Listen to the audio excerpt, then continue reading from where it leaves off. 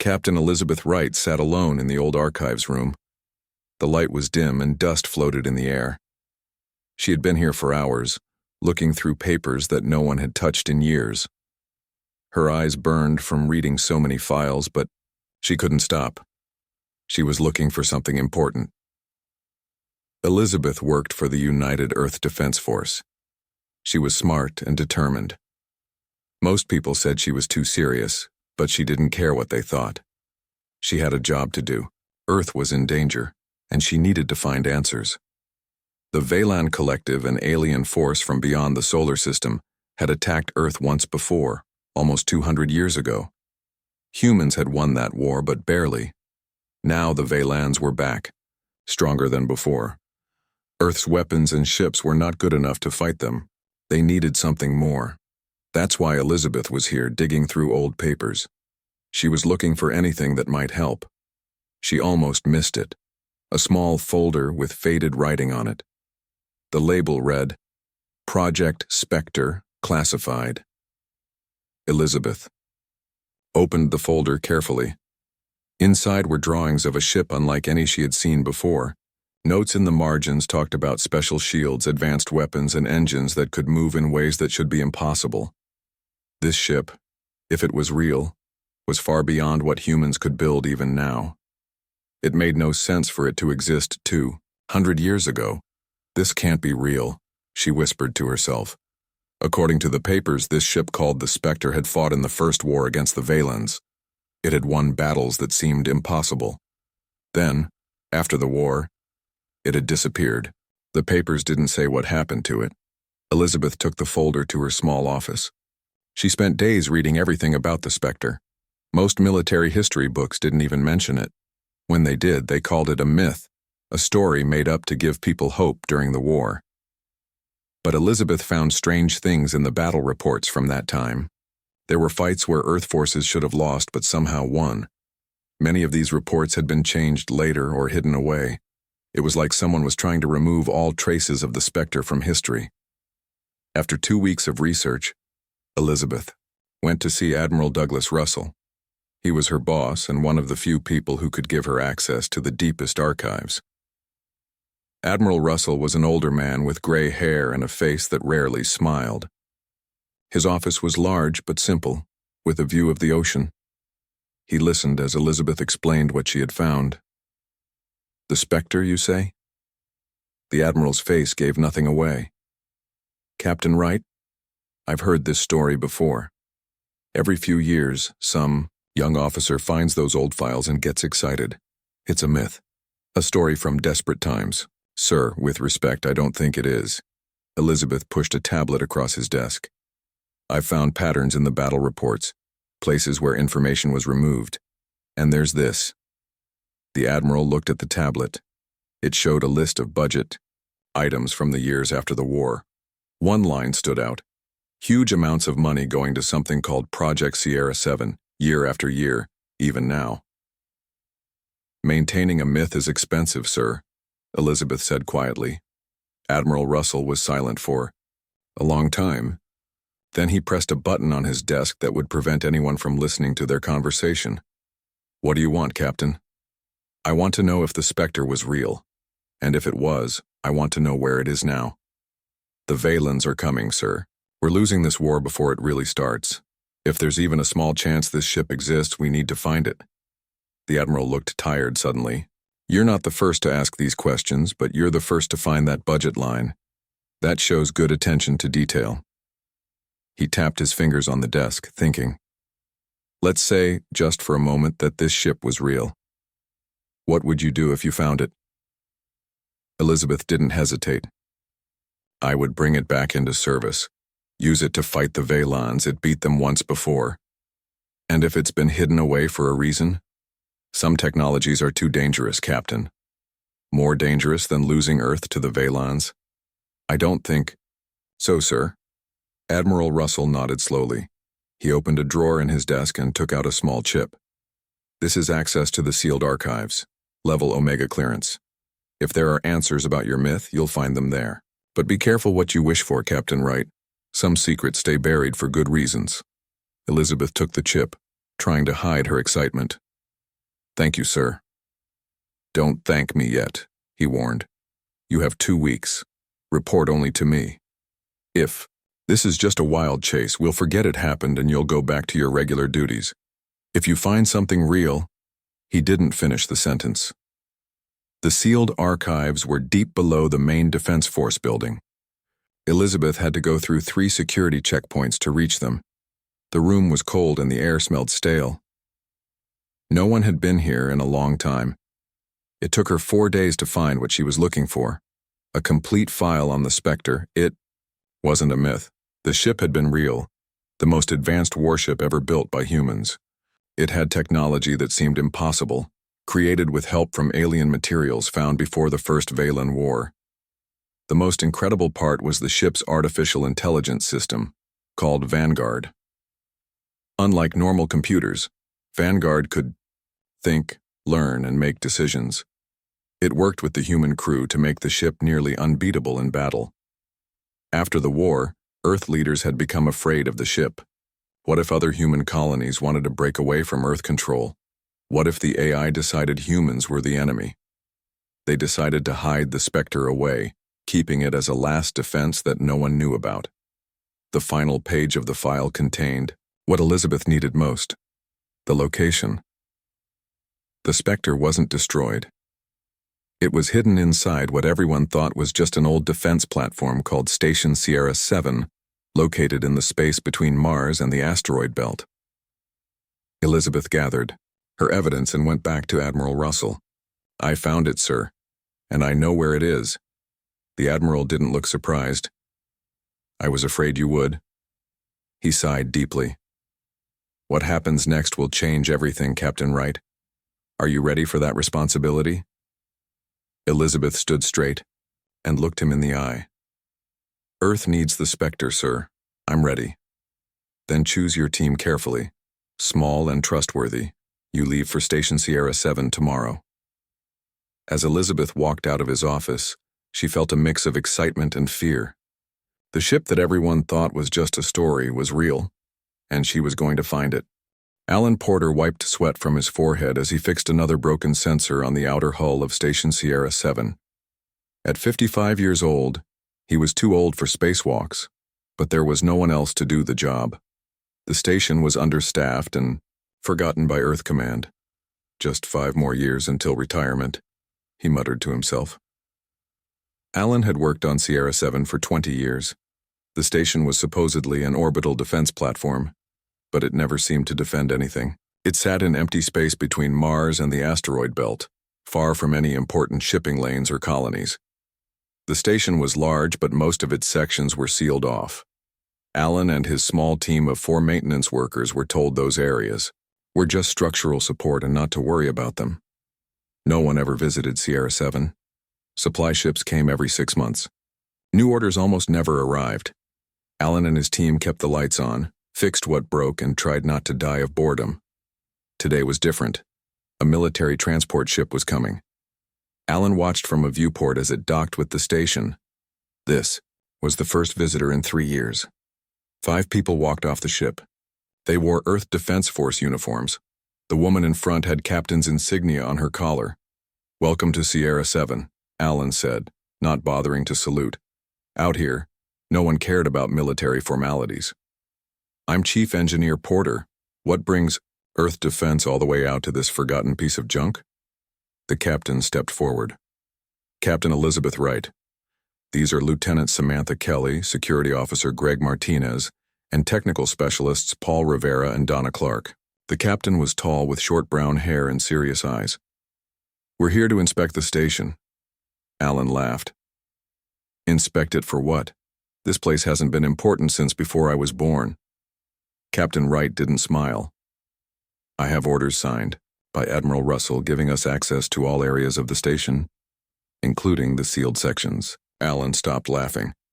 "The sealed sections? Those are just support structures, nothing but metal beams and empty space." "Then you won't mind showing us," said Lieutenant Kelly, a younger woman with dark skin and a no-nonsense attitude. Alan shrugged. "Your time to waste. Let me show you to your quarters first. Then I'll give you the tour."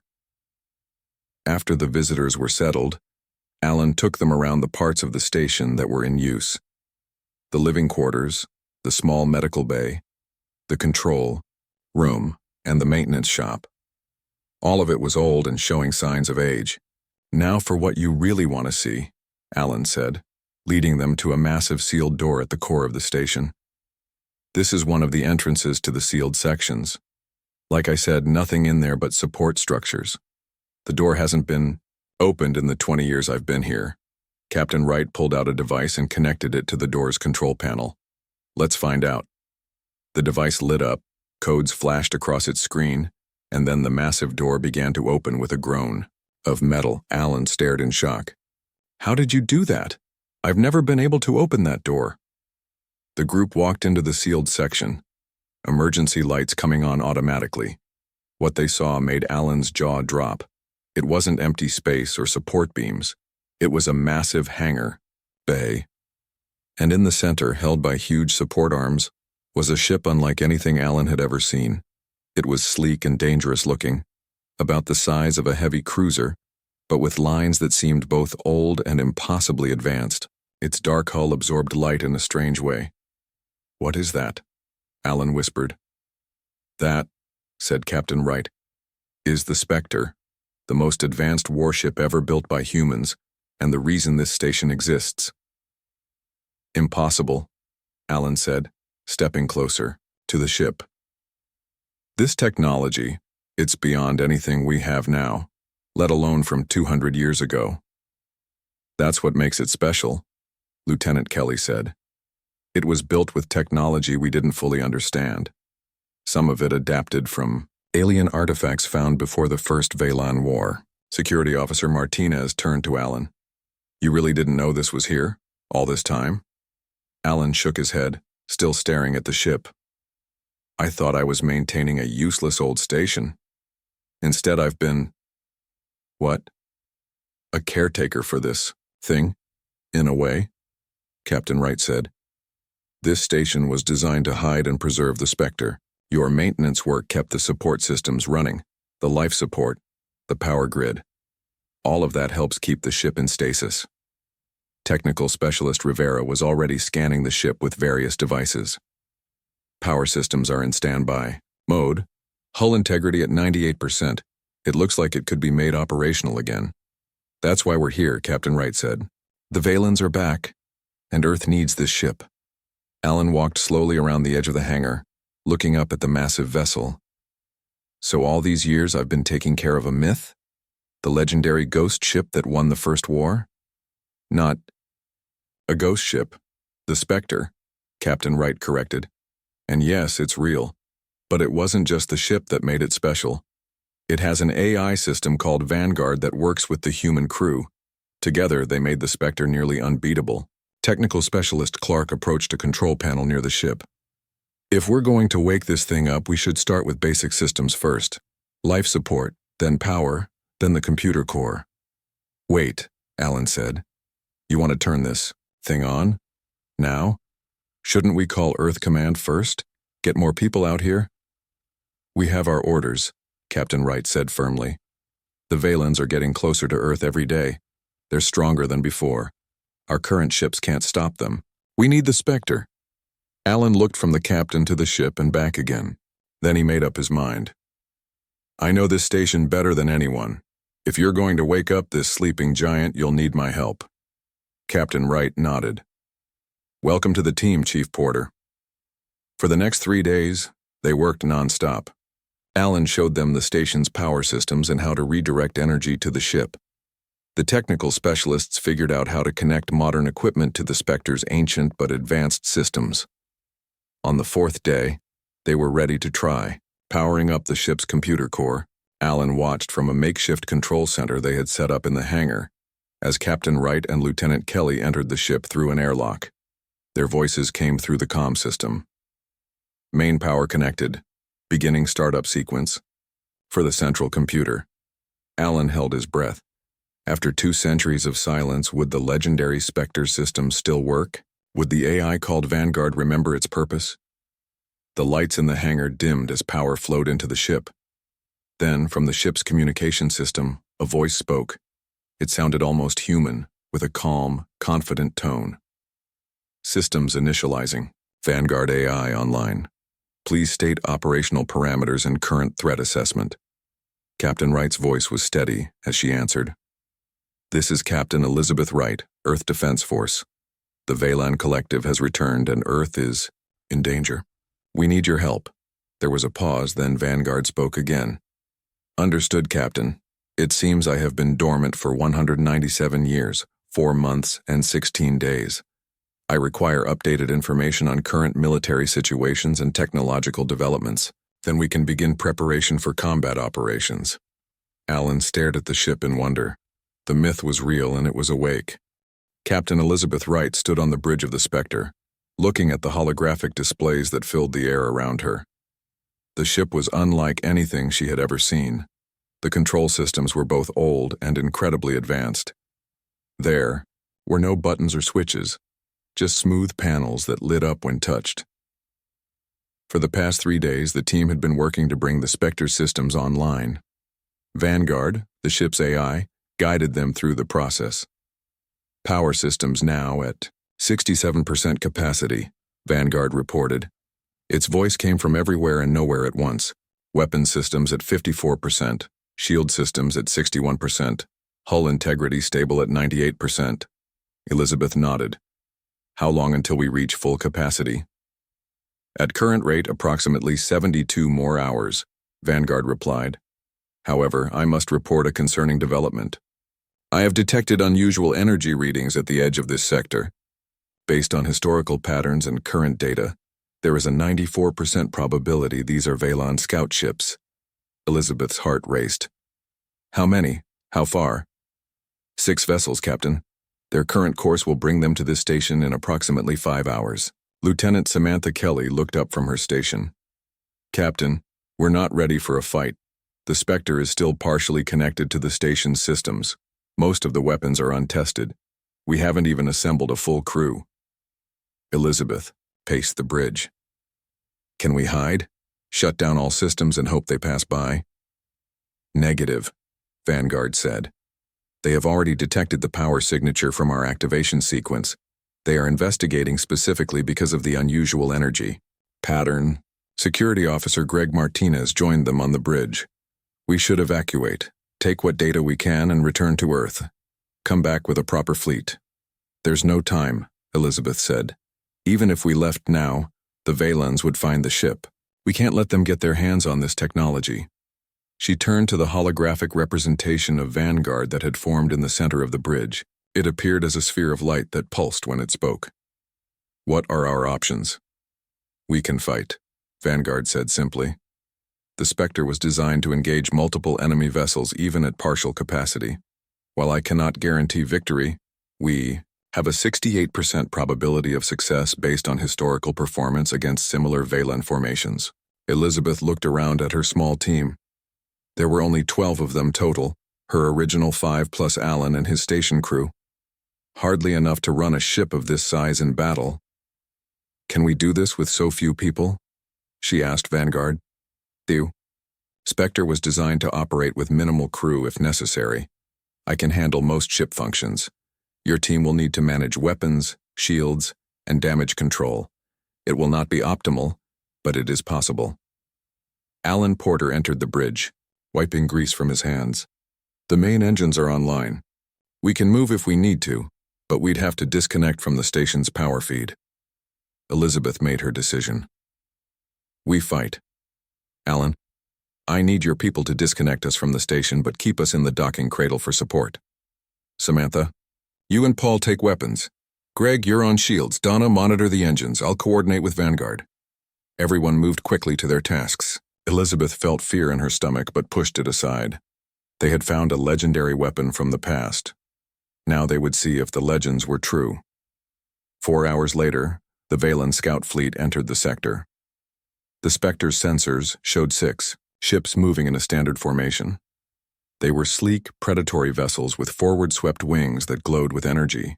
They are scanning the station, Vanguard reported. They have detected our presence but appear confused by our energy signature. They don't recognize what we are. Elizabeth smiled grimly. That's our advantage. They're expecting outdated Earth technology. They are hailing the station, Vanguard said. Let them think we're just station personnel.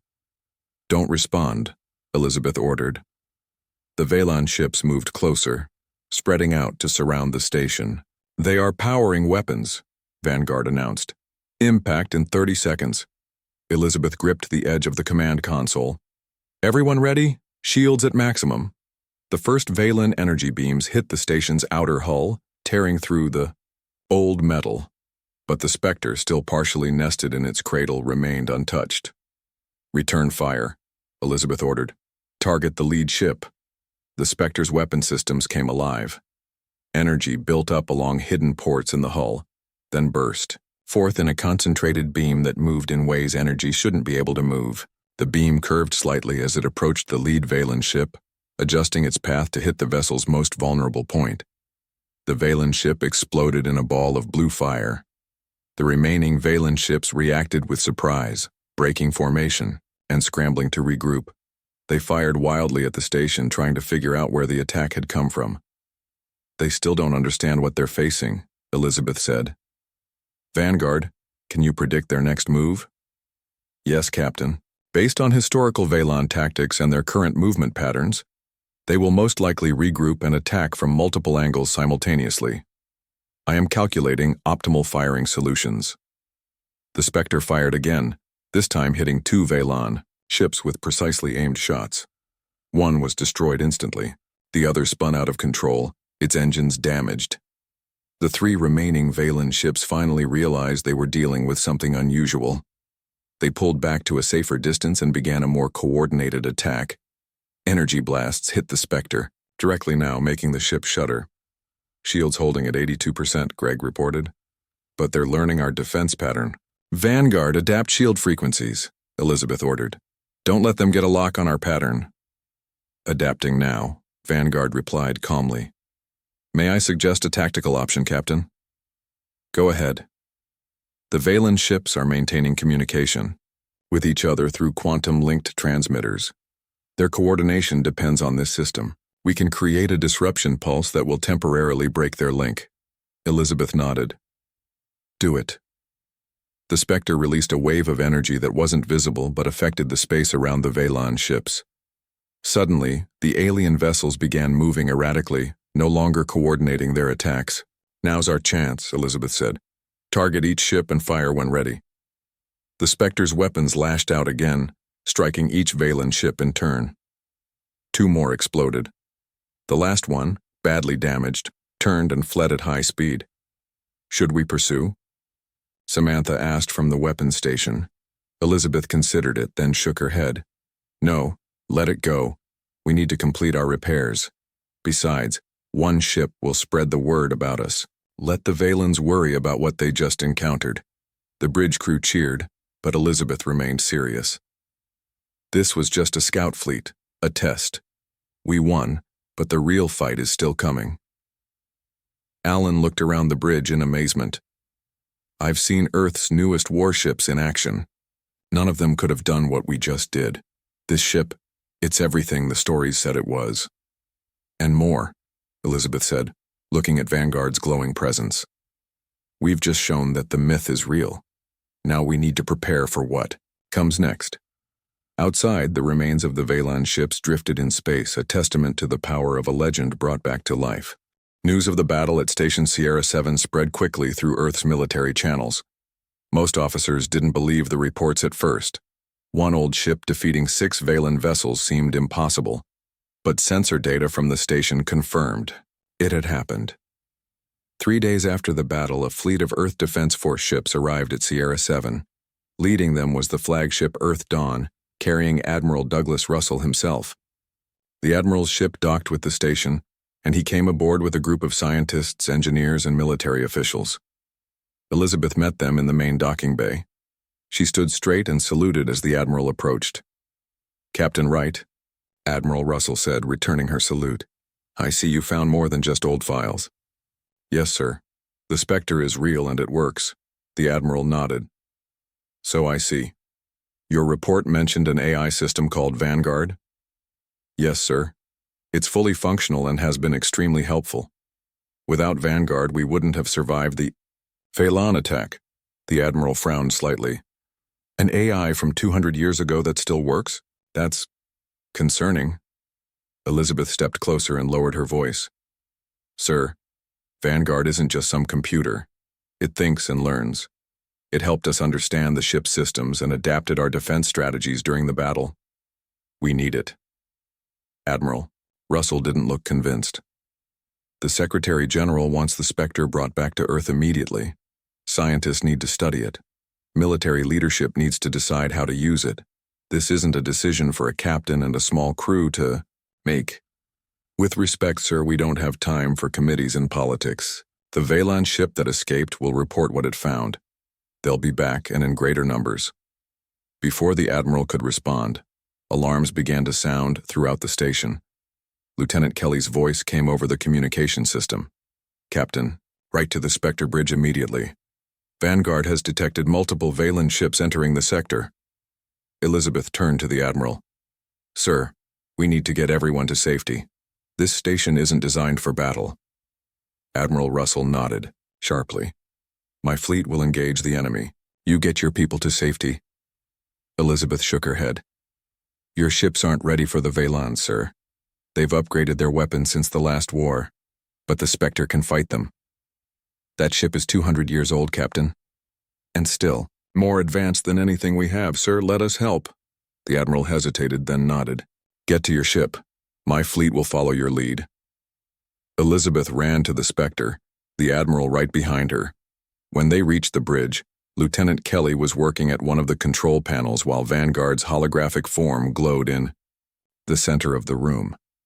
Situation report, Elizabeth demanded. 15 Phelan warships have entered the sector, Vanguard reported.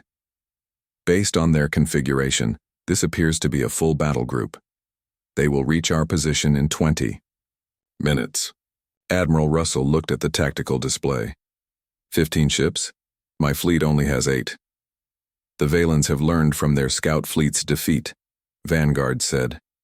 They are taking no chances this time. Elizabeth turned to the Admiral. Sir, I need your permission to take command of this battle. The Spectre can coordinate your fleet's movements through Vanguard, giving us the best chance of victory. The Admiral studied her face, then looked at the holographic display of the approaching enemy ships. You have tactical command, Captain Wright. Don't make me regret this. Elizabeth nodded, then began issuing orders. Samantha, send our tactical data to the Earth fleet. Greg, shield status? Shields at 92% and rising, Greg reported. We've made good progress with repairs. Weapons? All systems operational at 87% capacity, Paul Rivera reported from the weapons station.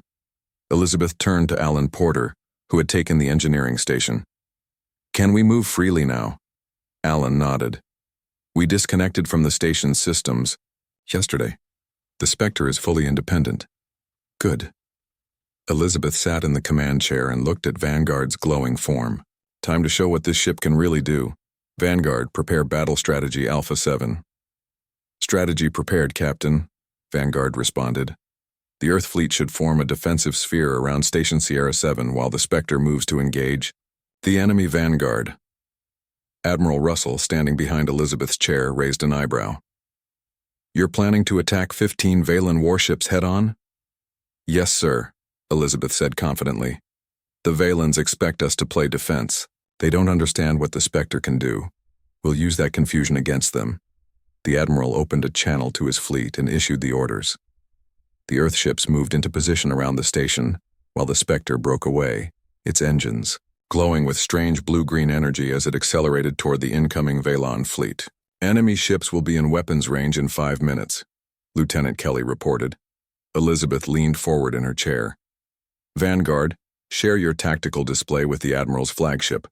I want them to see what we're doing.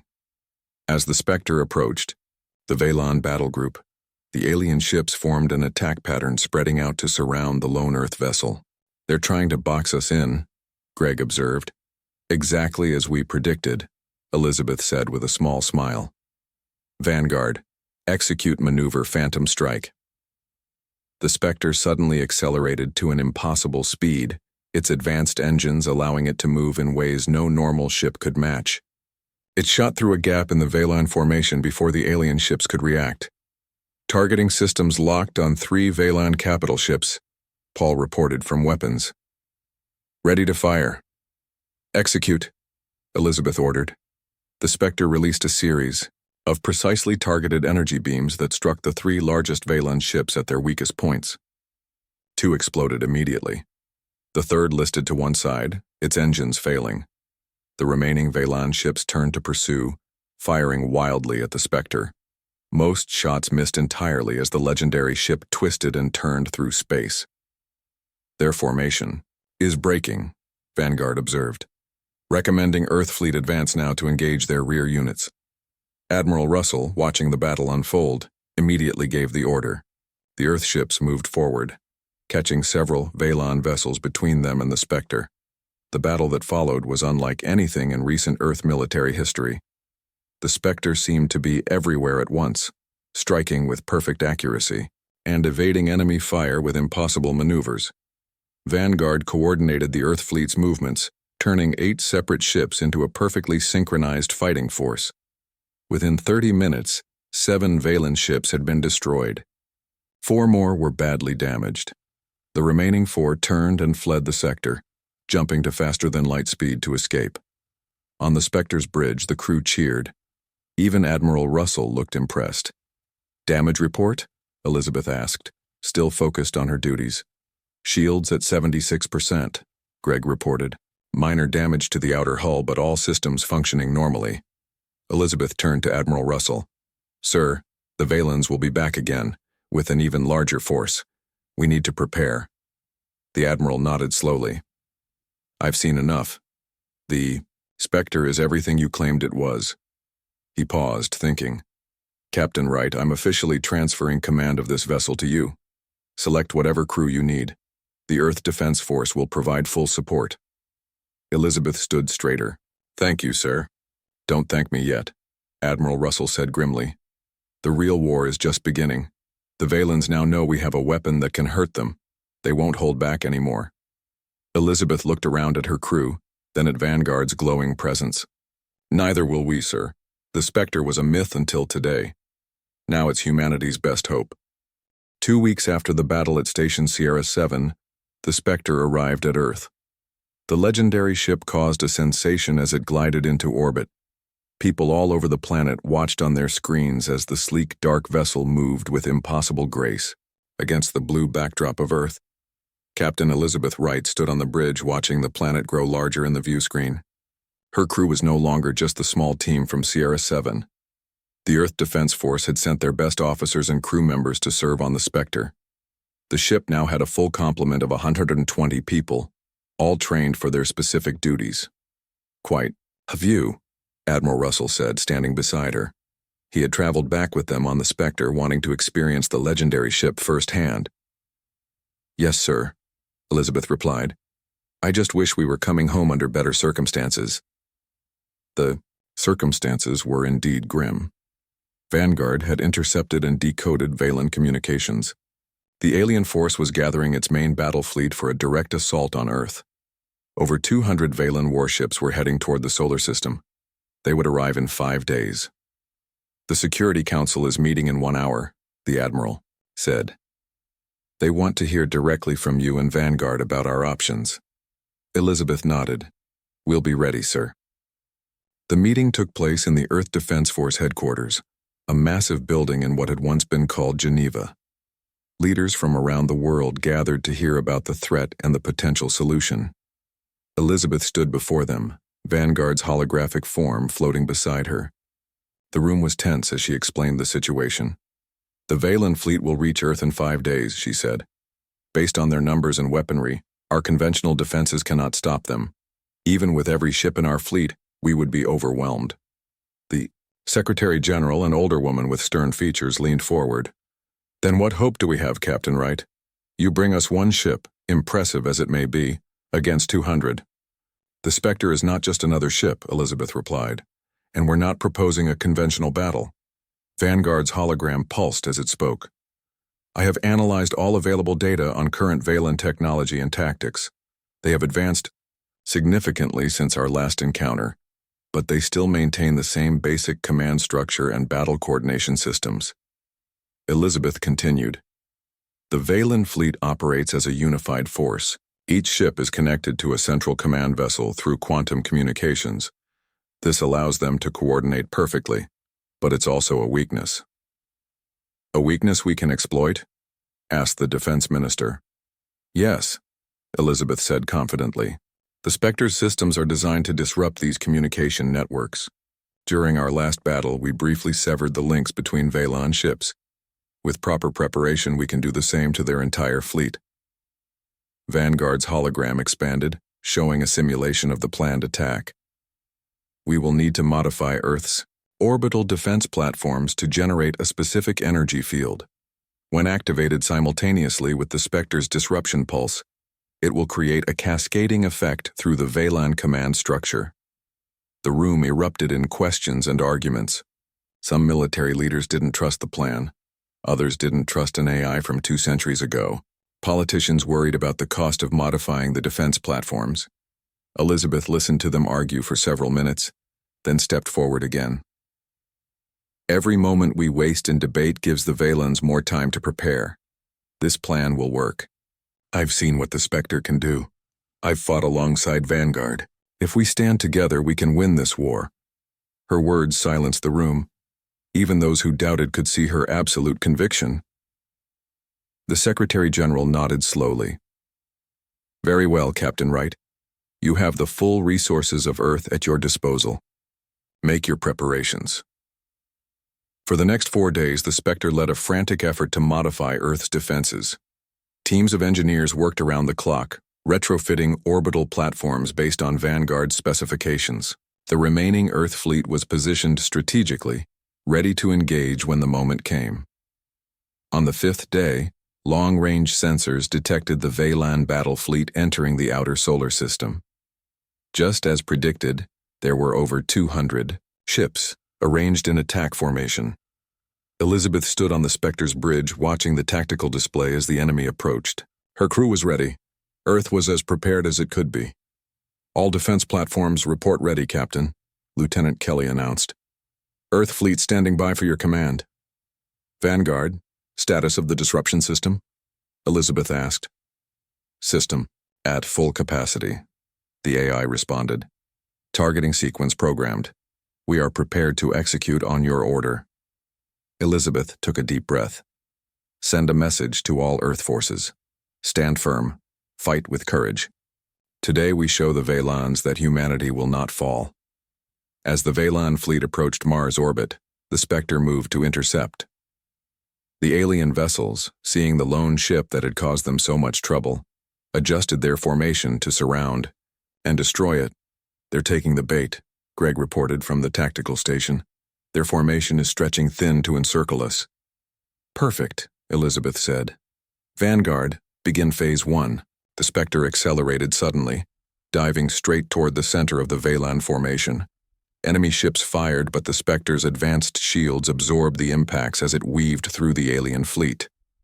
Phase 2, Elizabeth ordered when they reached the designated position.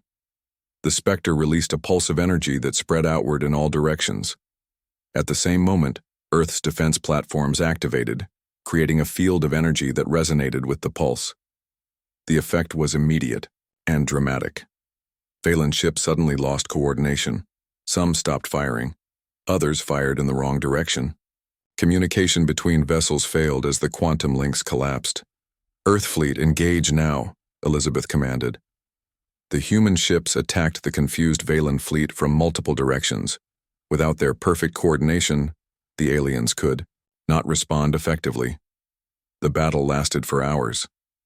The Spectre moved through the chaos like a predator, striking at the most powerful Valen ships, targeting their command centers. Each successful hit further disrupted the alien fleet's ability to fight as a unified force. By the time it was over, more than half the Valen fleet had been destroyed. The rest were retreating, jumping away to faster-than-light speed to escape. On the Spectre's bridge, the crew was exhausted but jubilant. They had faced impossible odds and won. Admiral Russell's voice came through the communication system. Captain Wright, the Security Council is requesting your presence. The Valen ambassador is asking to open peace negotiations. Elizabeth looked around at her crew, at the ship that had once been just a myth, and at Vanguard's glowing presence. Tell them we'll be there, she said, and tell them to save the records of this battle. I want future generations to know the truth about the Spectre. It's not a myth anymore. It's the ship that saved humanity.